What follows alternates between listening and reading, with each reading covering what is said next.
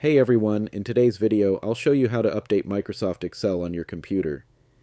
Keeping Excel updated is important because updates can bring new features, security fixes, bug improvements, and better performance, especially if you use Excel for work, school, or important spreadsheets.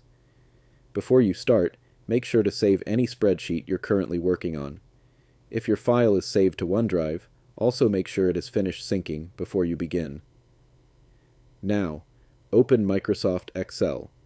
You can open a blank workbook or any existing spreadsheet. Either one is fine.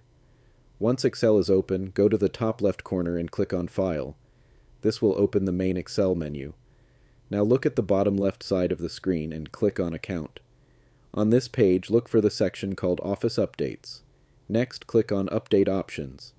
Here you'll see a few options, such as Update Now, Disable Updates, View Updates, and About Excel. To check for the latest version, click Update Now. Excel will now connect to Microsoft's update service and check if any updates are available.